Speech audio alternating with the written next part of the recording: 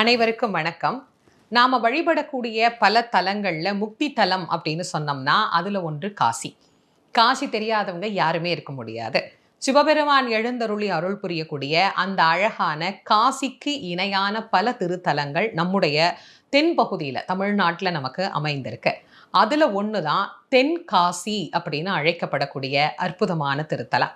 இந்த தென்காசி திருத்தலத்துல மிக அழகா உலகம்மையாக அம்பிகை எழுந்தருளி அருள் புரிகின்றார். இறைவன் காசி விஸ்வநாத பெருமாளாகவே நமக்கு இங்கு காட்சி தருகிறார். இந்த கோயிலை பார்க்கும் போதெல்லாம் பராக்கிரம பாண்டியனுடைய திருப்பணி நமக்கு கண்டிப்பா ஞாபகம் வரும். பிரம்மாண்டமாக இந்த கோயிலை நமக்கு அமைத்து தந்தார்.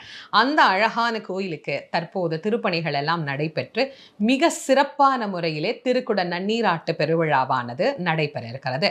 3/4/2025 யாகசாலைகள் எல்லாம் ஆரம்பித்து 7/4/2025 காலையில 9 மணியிலிருந்து 10 மணிக்குள்ள திருக்குட நன்னீராட்டு பெருவிழா நடைபெற இருக்கிறது.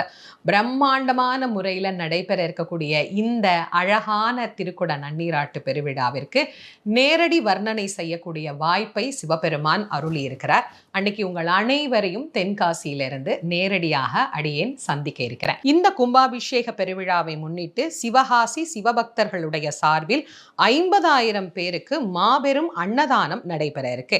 திருக்குட நன்னீராட்டு பெருவிழா நாளாகிய 7/4/2025 திங்கட்கிழமை அன்னைக்கு காசி விஸ்வநாதர் கோயில் தெப்பக்குள வளாகத்துல காலை 7 மணியிலிருந்து 9 மணி வரைக்கும் சிற்றுண்டியும், 10 மணியிலிருந்து 4 மணி வரைக்கும் தலவாழை இலை போட்டு அன்னதானமும், மாலை 5 மணியிலிருந்து 9 மணி வரைக்கும் சிற்றுண்டியும் இங்கு அன்னதானமாக நடைபெற இருக்கு. சிவபக்தர்கள் அனைவரும் இந்த தென்காசியில எம்பெருமானுக்கு நடைபெற இருக்கக்கூடிய திருக்குட நன்னீராட்டு பெருவிழாவில் கலந்து கொண்டு சிவபெருமானுடைய பேரருள் பெரும் கருணையை பெற்று உய்யும்படி உங்கள் அனைவரையும் அன்புடன் அழைப்பது திருமுருகவள்ளல் வாரியார் சுவாமிகளின் மாணவி தேசமங்கையர்க்கரசி.